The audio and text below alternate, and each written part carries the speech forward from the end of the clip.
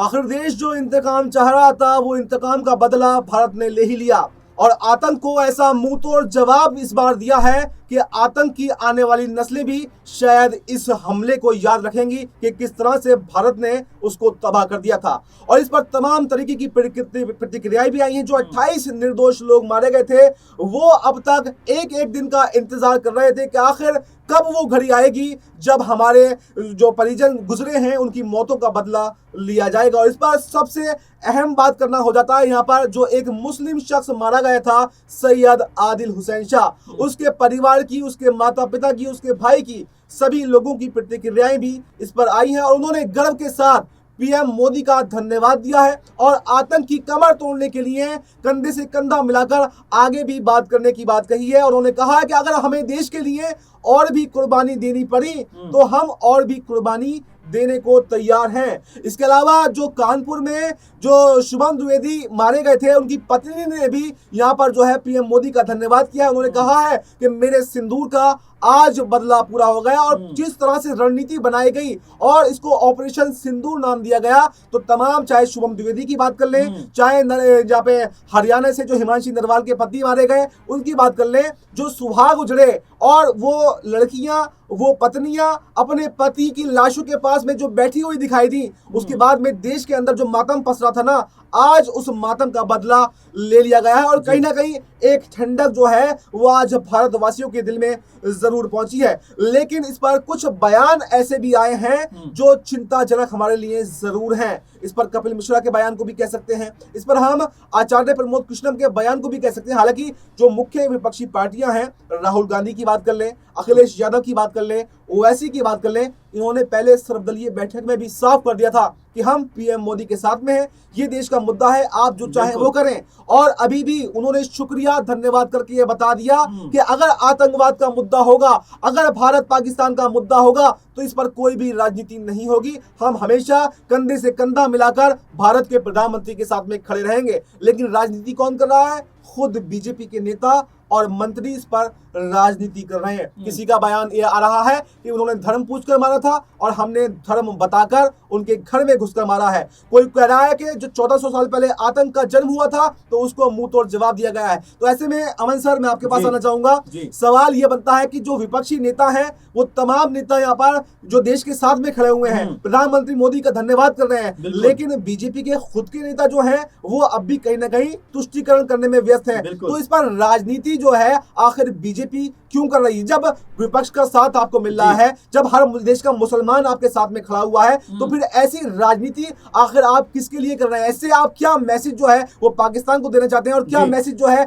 वो देश में रहने वाले मुसलमानों को देना चाहते हैं? बिल्कुल वफा, और यहाँ पर बिल्कुल ये सोचने की बात है कि जब इतना बड़ा हमला देश कर रहा है, पाकिस्तान की जो आतंकी जड़ें हैं उसका खात्मा कर रहा है, तो आखिर ये अनाप शनाप बयानबाजी करने का वक्त है क्या? पहली बात तो ये सोचना चाहिए। ऐसे में जबकि आपने कहा भी और हम भी लगातार देख रहे हैं कि समूचा विपक्ष, राहुल गांधी हो, अखिलेश यादव हो, ओवैसी हो या और तमाम लीडर्स हो, एक साथ और एक कह सकते हैं ताकत के साथ में इस समय सरकार को सपोर्ट कर रहे हैं, कह रहे हैं कि भाई जो आप काम कर रहे हैं वो बेहद उम्दा काम है, सेना हमारी जो काम कर रही है बहुत ज्यादा हौसला उसका बढ़ाना चाहिए। और तमाम तरह की पॉजिटिव प्रतिक्रियाएं सामने आ रही हैं कि भाई देश अब मजबूत है, अगर देश की कह सकते हैं आत्मा के ऊपर कोई भी चोट करने का प्रयास करेगा उसको इसका खामियाजा भुगतना पड़ेगा। लेकिन जिस तरह चाहे वो कपिल मिश्रा हो या और तमाम नेता हो जो चुनवैया नेता है जिनका कोई मतलब भी नहीं होता, वो इसके ऊपर बात करते हुए नजर आते हैं। मैं जरा आपको एक बात इसमें ऐड करना चाहूंगा। वफा की हिमांशी नरवाल ने कुछ दिनों पहले क्या कहा था? उन्होंने कहा था कि देखिए जिन्होंने ये किया है उनके साथ में बर्बरता जो भी हो सकती है वो आप करिए, लेकिन जो कश्मीरी लोग हैं या जो भारतीय मुसलमान हैं उनसे आप क्या बदला लेना चाहते हैं? इनकी तो कोई गलती नहीं है, ये हिमांशी नरवाल ने ऑन रिकॉर्ड कहा। उसके बाद आपने क्या देखा?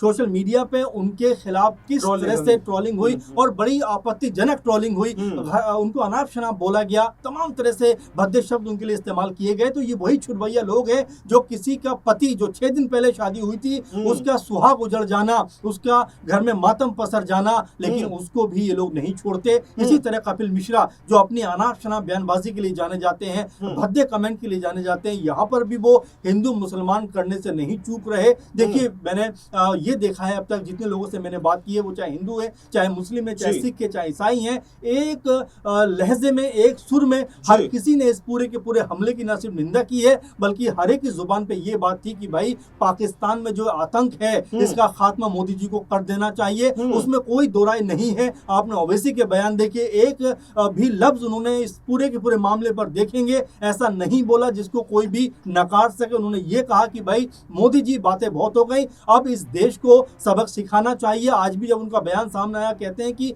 भारतीय सेना पर उनको गर्व है, भारत सरकार ने जो कदम उठाया उसके बिल्कुल वो साथ खड़े हैं और जय हिंद बाद में लिखते हुए नजर आते हैं। यानी कि देखिए, देश का हर मुसलमान इस वक्त जब देश के साथ में खड़ा हुआ है, और ये क्या वो समय है जो राजनीतिक रोटी सेकी जाए। सैयद आदिल हुसैन शाह जो जी। कश्मीर में मारा गया था इन 28 निर्दोष लोगों में, जी। उसके पिता का एक बयान इस पर आया है, जी। उसकी माता का बयान आया है, और वो कह रहे हैं कि अगर हमें और भी एक लड़का कुर्बान करना पड़ा देश के लिए तो तब भी हम कुर्बान करने के लिए तैयार हैं, और हम मोदी जी के साथ में हैं। पाकिस्तान से आतंक को बिल्कुल खत्म करके रहना चाहिए। तो इस पर आपकी क्या प्रतिक्रिया है? बिल्कुल मैं मानता हूँ जी। कि भारतीय मुसलमान अब्दुल कलाम साहब को अपना जो है रोल मॉडल मानता है, हाँ। पीर अब्दुल हमीद को रोल मॉडल मानता है। जी। अगर यहाँ पर हम सैयद जो है आदिल की बात कर रहे हैं, उसके परिवार की बात कर रहे हैं, जरा सोचिए उस पिता ने कितनी जो है, जो गरीब परिवार है जिसके जी। बारे में हम पढ़ते हैं, और एकनाथ शिंदे ने जो उप मुख्यमंत्री हैं, पूर्व मुख्यमंत्री है महाराष्ट्र के, उन्होंने भी कहा था कि भाई उस परिवार की हालत में देख के आया हूँ, गरीब परिवार है और जितनी मदद हो सके कि हम उसकी मदद करेंगे। जरा सोचिए, एक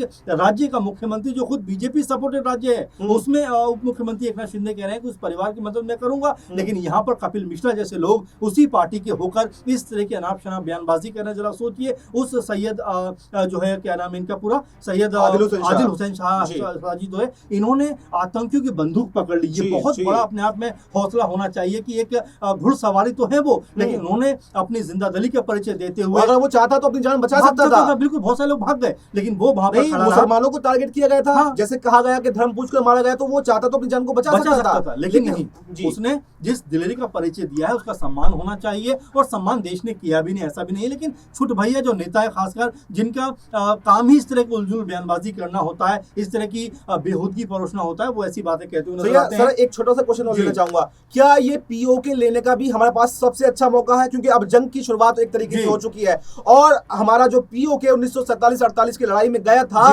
उसको वापसी लेने के लिए हम समय समय पर बात करते हैं, लेकिन उसको लेकर भी राजनीति ज्यादा होती है। अभी तक कोई काम जो है वो नहीं किया गया। हालांकि जब भी पाकिस्तान से हमारी जंग हुई, चाहे 47-48 की जंग हुई हो, चाहे 65 की जंग हो, या फिर हमारी 71 की जंग हो, या फिर 99 की जंग हो, हर जंग हमने जीती है। तो क्या 5वीं जंग जीतने का समय अब आ चुका है, और पीओके अब भारत का हिस्सा होने वाला है? देखिए, बिल्कुल होने वाला है। 71 आप याद करिए, उस समय कैसे 2 टुकड़ों में भारत ने बांट दिया था। उस समय कमजोर पाकिस्तान को अगर भारत चाहता तो अपनी जो है गुलामी में रख सकता था, लेकिन भारत ने तमाम चीजों को दरकिनार करते हुए शिमला समझौता किया। जो 93,000 के आसपास उनके जो सैनिक हमारे पास में थे, वो सब तमाम छोड़ दी। तो भारत का दिल बड़ा हमेशा से रहा है, लेकिन पाकिस्तान की जो हरकतें हैं, और जिस तरह का मुद्दा आपने उठाया कि क्या ये सही समय है कि पीओके को भी हम अपने कब्जे में ले लें, कि भारत सरकार लगातार इस बात को लेकर समय समय में बात करती रही है। अमित शाह जी ने भी कुछ दिनों पहले इस बात को लेकर कहा, योगी जी ने भी इस बात को लेकर कहा। तो क्या अगर अब जंग का ऐलान हो गया है, तो क्या पीओके भी हमारे पास आना चाहिए, और आना ही चाहिए, क्योंकि तमाम देश जो है वो ये कहता है कि भाई अगर 30-40% अगर कश्मीर उनके पास है तो वो भी क्यों है, वो भी हमारा है, तो हमारे पास आना चाहिए। तो जाहिर बात है कि यहाँ पर भारत सरकार की मंशा बड़ी है। और इस बीच जो चाइना है, उन्होंने इस पूरे हमले पर बफा अफसोस जाहिर किया है, जैसा मैं आपसे ट्रम्प वाले मुद्दे पे भी बात कर रहा था। लेकिन जरा देखिए, भारत किसी की भी अब सुनने वाला नहीं है।